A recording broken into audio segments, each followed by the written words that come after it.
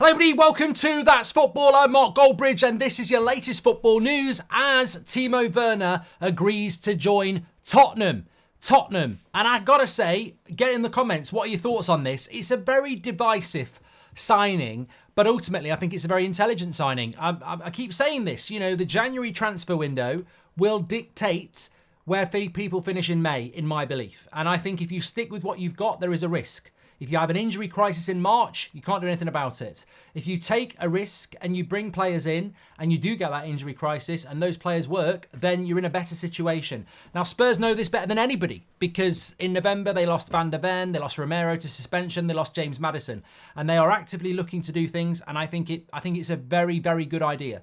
As for Timo Werner, well, look, David Ornstein says 27-year-old joining on loan until the summer. Agreed the deal with Leipzig and Spurs. Option to buy, believed to be in the region of 20 million quid, 15 to 20 million euros actually. So I just think it's incredible. It's an incredible bit of business, and the one thing that makes me think it'll work is that Spurs transfer business over the last 18 months. Forget like how Conte did. If you look at Kulusevski, you look at Bentancur, you look at what they did in the summer, I think they've done really good business, and I think this is intelligent again. Of course, you're going to get flops and you're going to get misses, but what's the risk to Spurs here? It's such a cheap deal to do. If he doesn't work out, you send him back. If he does work out, it's cover instantly for Son being out in the Asia Cup and any other injuries that you pick up. I think it's a very intelligent deal. He's played in the Premier League before. He's sort of washed up. No one really rates him anymore, but he's still only 27, coming up for 28. And I actually think the way Spurs play might work with Timo Werner because he's a very energetic player and Spurs like to press from the front. So, yeah, I think it's got the potential to be a very intelligent deal. And as I was saying when he was linked to Manchester United, you're not buying Victor Osimhen in January. You know, you're not buying Harry Kane. You're not doing that sort of a business. So I think in January, for a lot of clubs, you've got to set your expectations. And if you said to Spurs, would you rather have Choupo-Moting at 34 on loan from Bayern Munich or Timo Werner? You're going to go Werner because he's 27. If it works, you might want to keep him. And also, it's better than nothing. And you know, so many Manchester United fans got their knickers in a twist about this because I was talking about it a couple of days ago. Man United did like the idea of Timo Werner. They liked it. Ten Hag liked it. But United don't have the money that Spurs have got. Spurs are ready to go. Man United haven't got rid of Martial yet. They're still not finalised the Sancho deal. So snooze, you lose.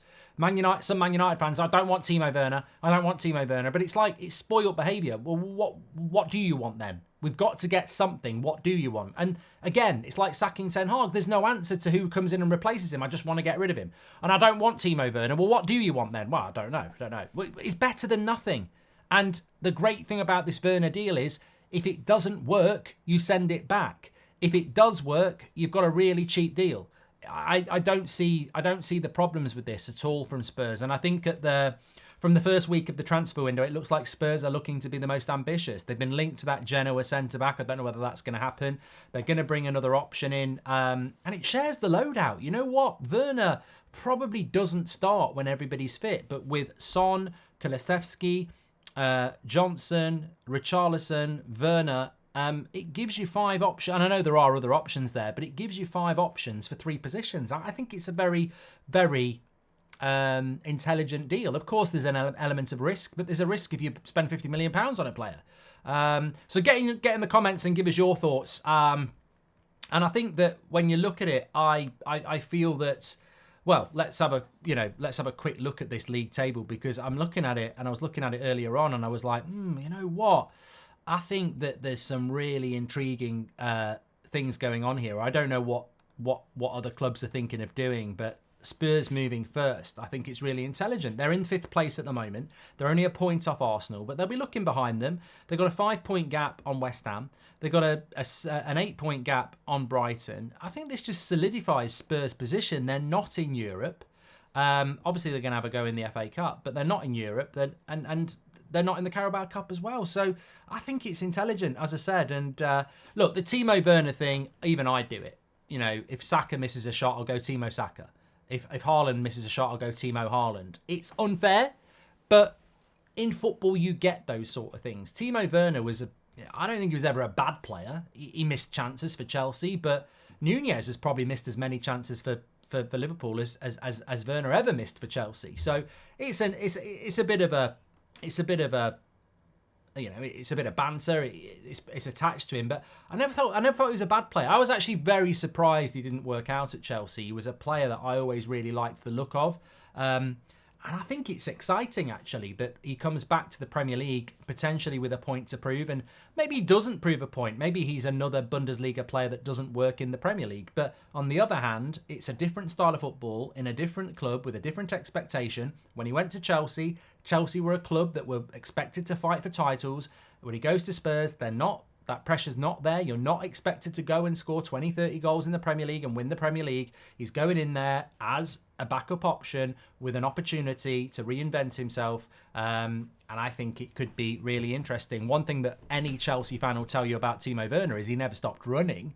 He never stopped trying. You know, his confidence was certainly dented, but he never stopped trying to be that player. And look, I think the fact that Ange Postecoglou wants this deal to happen and that he wants to come to Spurs, I think it's great. And I will say, I think on United's part, it's a failure. Last season, United missed out on Gakpo to Liverpool because they didn't have the money. They missed out on João Felix going on loan to Chelsea because they didn't have the money. And a year later, they're now missing out to Spurs. You know, are things improving at United or are they getting worse? I think they may well improve in the summer, but right here, right now, United are a bit of a busted flush. We just can't get rid of the shit. And if you can't get rid of the shit, you can't put your toilet duck in there and freshen things up. And I think what Spurs are doing is doing that exactly. United just can't seem to do it. But look, that's football. This is not United Stand. And prediction time. Do you think he'll be a success? I mean, hopefully you've given us your comments about what you think about the deal. Do you think he'll be a success? I would veer on the side that he might end up being an option for Spurs. In the sense, I don't think he'll be a starter, but I certainly think he could be a player in the rotation that you need in football. But I don't think it really matters. I really don't. I think he will offer something, and then Spurs will make a decision on it in the summer. But I think between now and May, it just makes so much sense.